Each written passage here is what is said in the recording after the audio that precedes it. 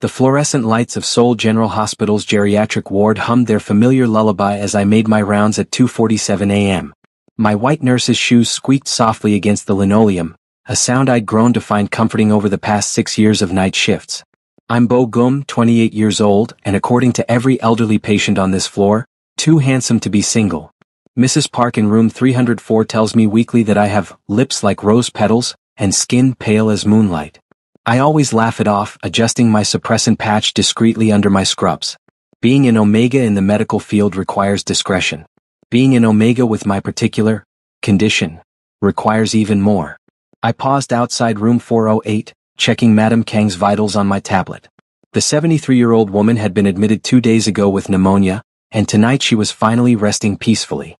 Her grandson had called 3 times already, his deep voice crackling with barely contained worry through the phone lines each time he spoke with Dr. Min. My phone buzzed. I glanced at the screen, an unknown number. Probably another family member. I swiped to answer. Geriatric ward, Nurse Bo speaking. Silence. Then breathing, heavy, controlled like someone fighting for composure. How is she? The voice hit me like physical force. Deep, commanding, threaded with exhaustion and something darker. Something that made my suppressants work overtime. Sir, which patient? Kang Mi-sun. Room 408. My grandmother. Each word was precisely articulated, as if he was used to giving orders that couldn't be questioned. I pulled up her chart, professional mode engaging. Madame Kang's fever broke an hour ago. Her oxygen levels are improving. She's sleeping comfortably. Another pause. I could hear city sounds behind him, distant traffic, the wind. You sound tired. The observation caught me off guard. It's a long shift, sir. What's your name? I already said Nurse Bo. Your full name. Not a question. A demand wrapped in velvet. Something in my Omega hindbrain shivered. That's not relevant to your grandmother's care, sir. Would you like me to have Dr. Min call you in the morning with a full update? No. Definitive. I want you to call me. Personally. If anything changes. Sir, I don't think. This number. Save it. Use it. Pause. Please. That last word, roughened with genuine emotion, made my chest tight. Yes. Of course. For medical updates. What's your full name, Nurse Bo? He asked again, softer this time. Bo Gum, I whispered, not understanding why I was answering. My name is Bo Gum. I heard him inhale sharply. Bo Gum, he repeated like he was tasting it. Thank you for taking care of her. The line went dead. I stood there in the empty hallway, my phone warm against my ear, my heart doing something complicated in my chest. I had no idea I'd just spoken to Kang In-soo. I had no idea my life had just changed forever. 3 days later, I sat in Dr. Yoon's office for my quarterly checkup, the same conversation we'd been having for 5 years. Your hormone levels are still irregular, Bo Gum.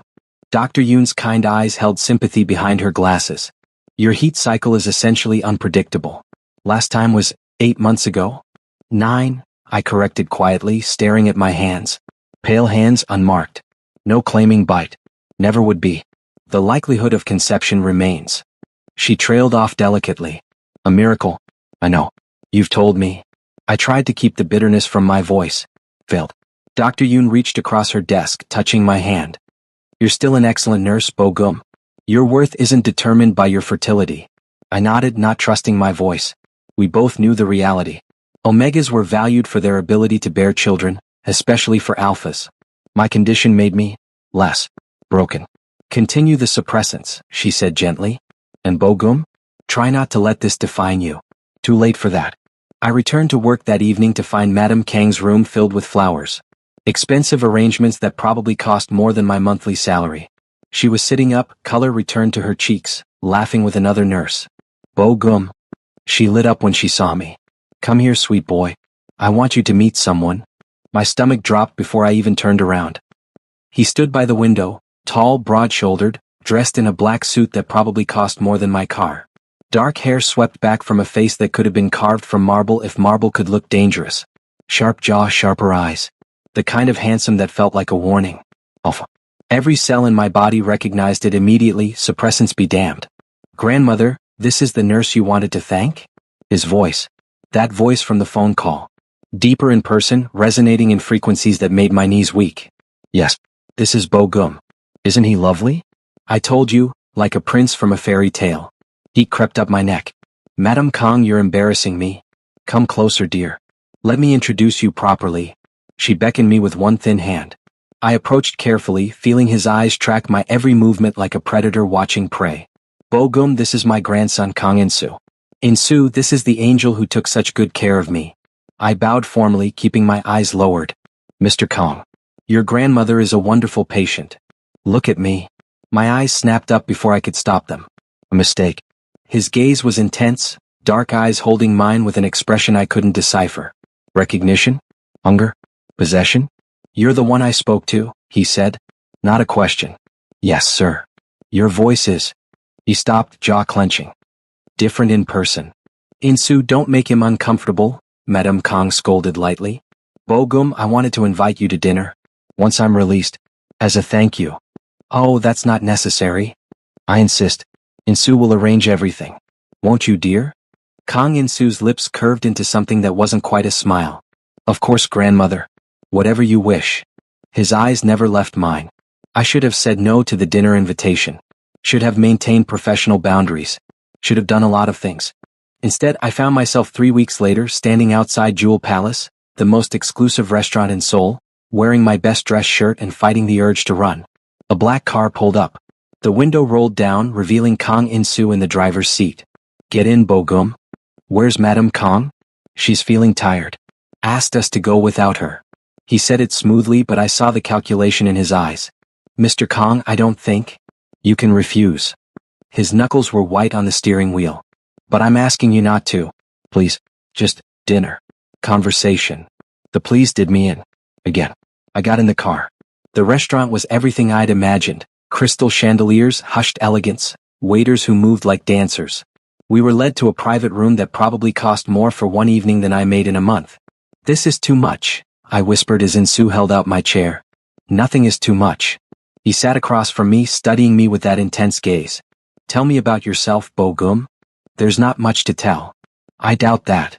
He poured us wine, expensive, red, probably older than me. You've worked at Seoul General for 6 years. Night shift, geriatric ward. Every patient adores you.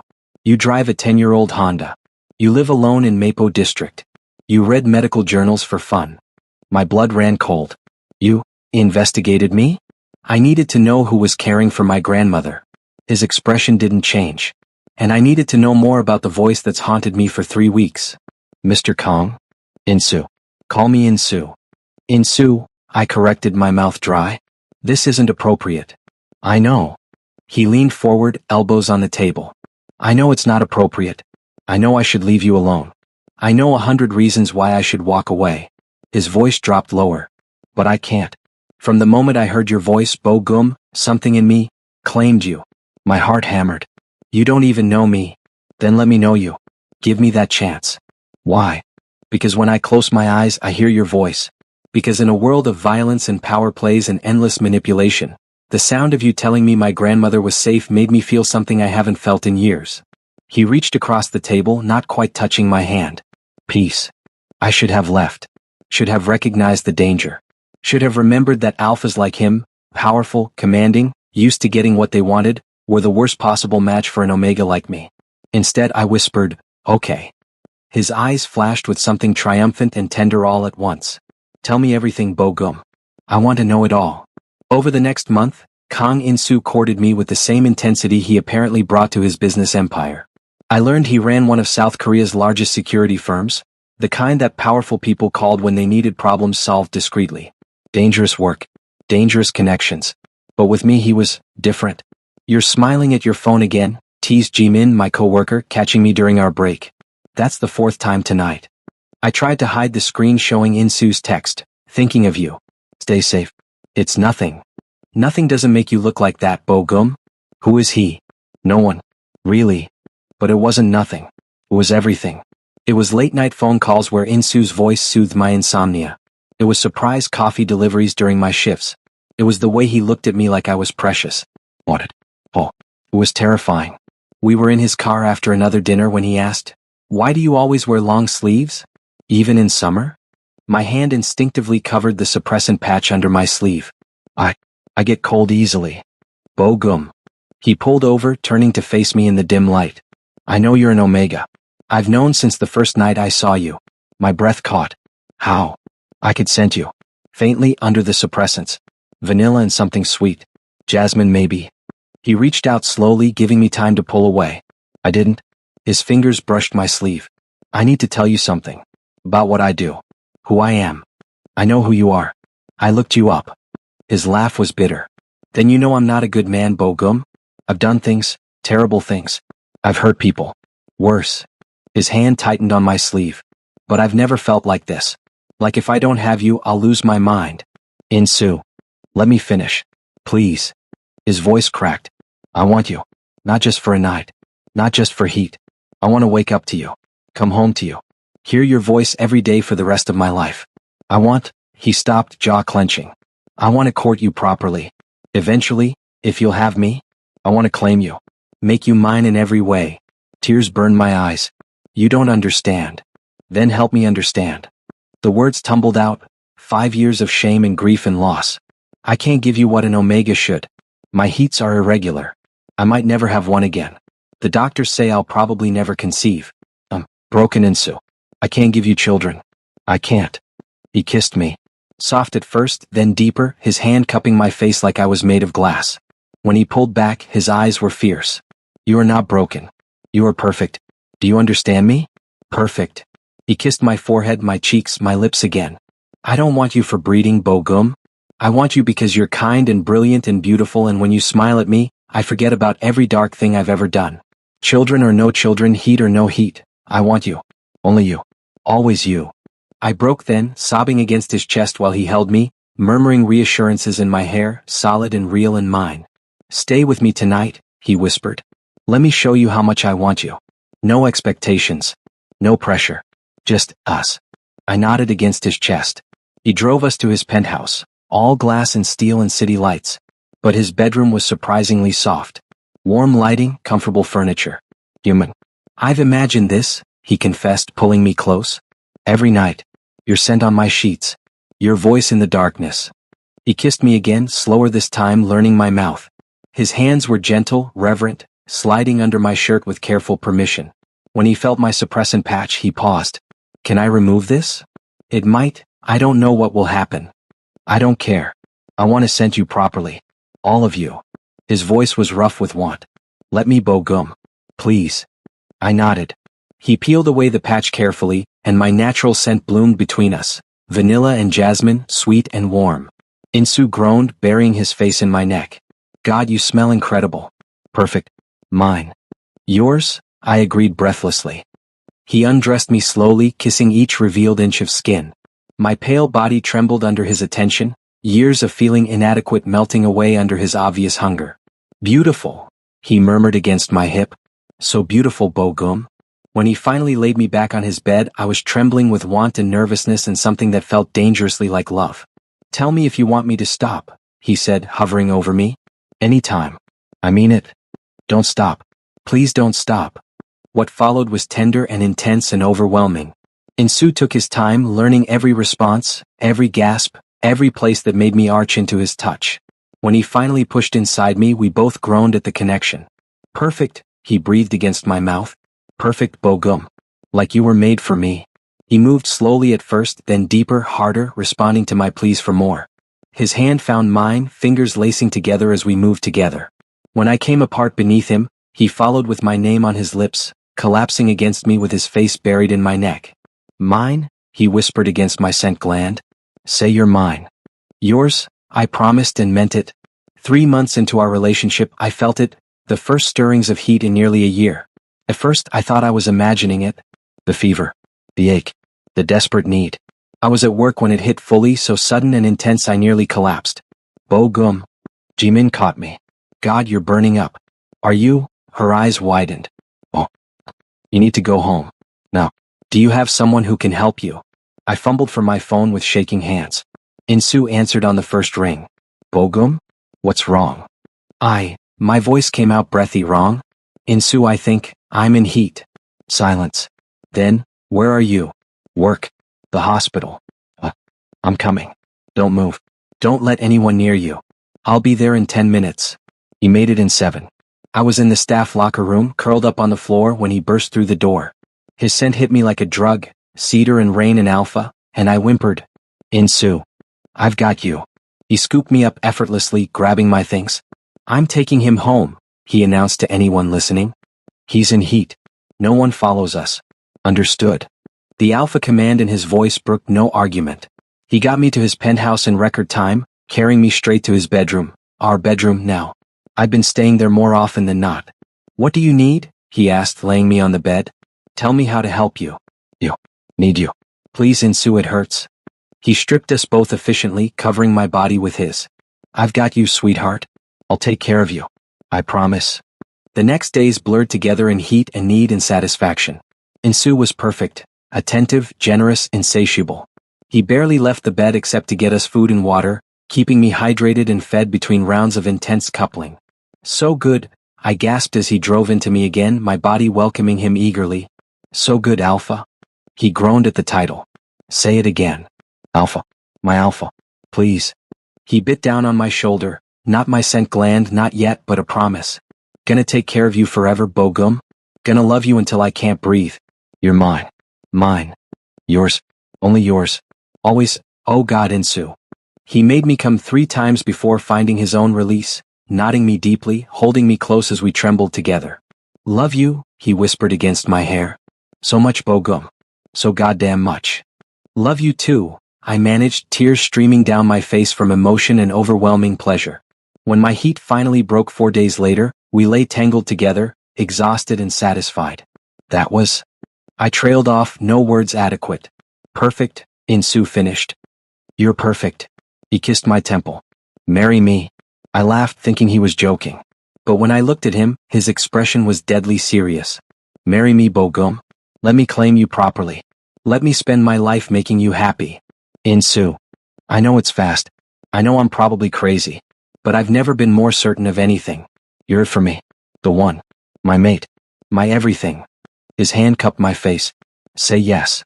"Yes," I whispered, because how could I say anything else? His kiss was tender and possessive all at once. 2 weeks later we stood before his grandmother and a small group of friends. Insu bit down on my scent gland, marking me as his officially, and I did the same to him. The bond snapped into place, golden and unbreakable. Mine. Is. Ours. 6 weeks after my heat, I woke up feeling strange.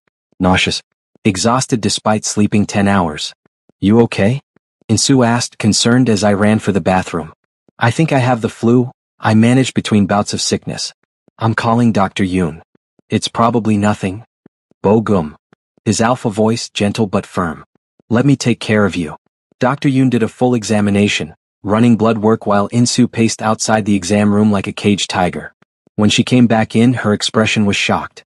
"Bogum, you're pregnant." The world stopped. That's not possible," I whispered. "You said." "I know what I said. But the test is positive. You're about 6 weeks along. Probably conceived during your last heat." She smiled, eyes shining. "It's a miracle, Bogum. A genuine miracle." I started crying, huge gulping sobs. Insu burst through the door without knocking, immediately at my side. "What's wrong? What happened?" "I'm pregnant," I managed through tears. "Insu, I'm pregnant."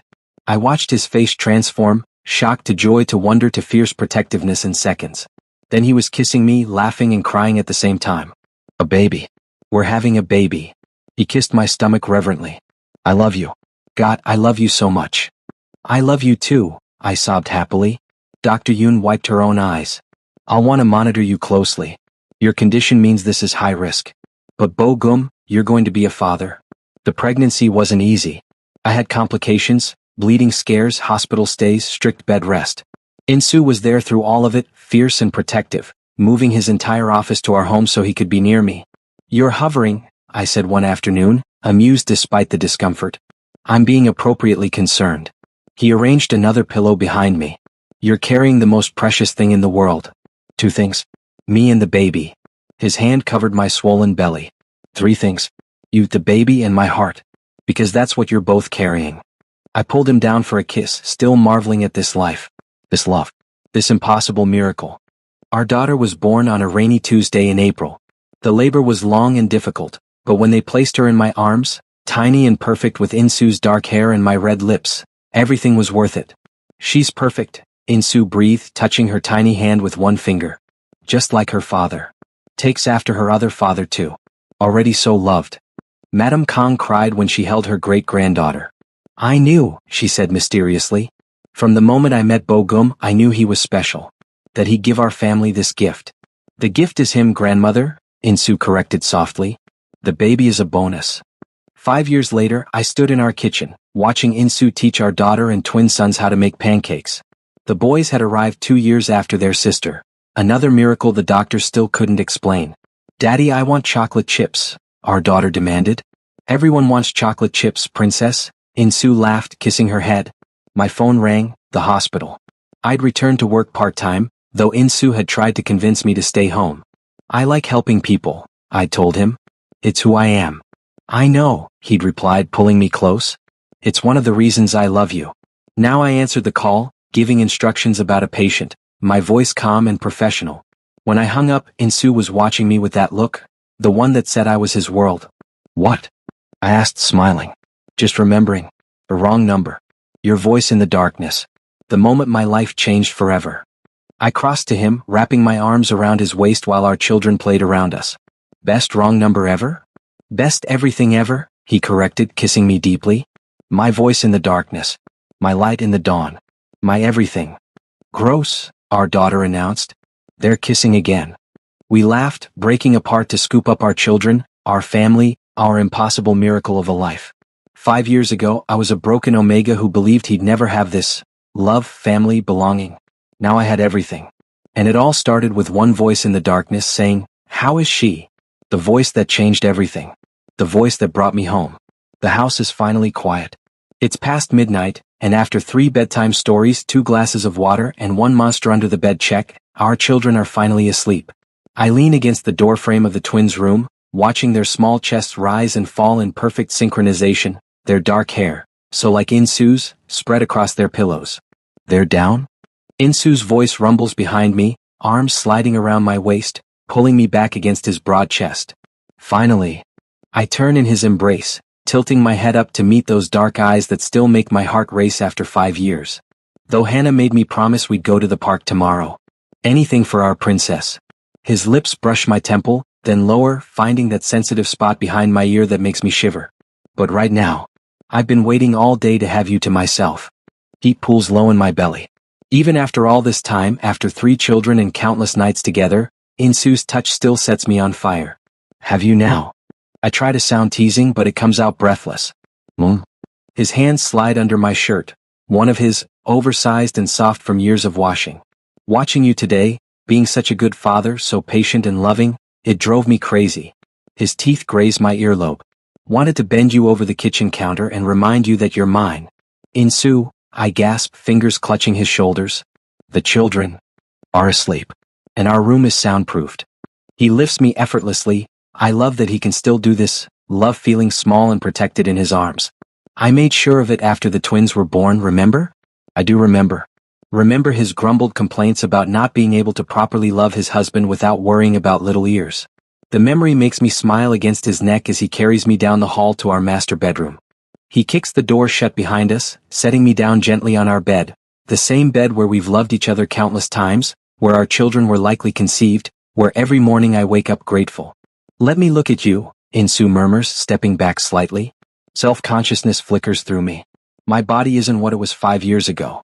3 pregnancies have left their marks, stretch marks silvering my pale skin, my stomach softer, my hips wider. Don't, he says sharply, reading my thoughts like he always does. Don't you dare think poorly of yourself. I wasn't. You were. He kneels on the bed, crawling toward me with predatory grace. Let me tell you what I see, Bogum. His hands frame my face, thumbs stroking my cheekbones. I see the most beautiful man I've ever known.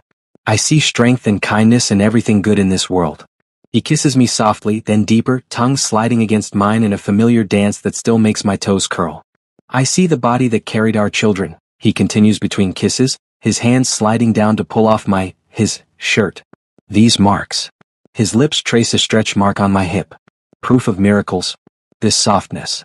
His palm spreads across my stomach. Perfect. You're perfect, Bogum. Every inch of you. Tears prick my eyes. How do you always know what to say? Because I mean it.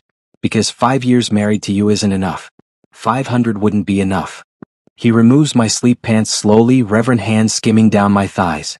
Because when I look at you, I still see the man who answered a phone call and changed my entire life. I'm fully bare now beneath him and he's still dressed. The imbalance makes me feel vulnerable in the best way, desired, cherished, wanted. Your turn, I whisper, tugging at his shirt. He strips efficiently, revealing the body I know as well as my own. Broad shoulders, defined muscles, a few scars from his dangerous past that he rarely talks about. The claiming bite I gave him on our bonding day, silvered now but still visible on his neck. Still like what you see? He asks, a rare moment of uncertainty crossing his features. Always. I pull him down to me, wrapping my legs around his waist. Love you so much, Insu. My alpha. He groans at the title. I don't use it often anymore, usually only when we're alone like this, and it always affects him.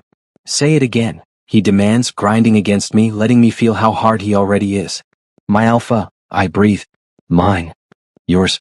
Always yours. His hand slides between us, finding me ready, slick already beginning to form even without heat. My body knows him, wants him, always responds to his presence. So wet for me already, sweetheart. So perfect.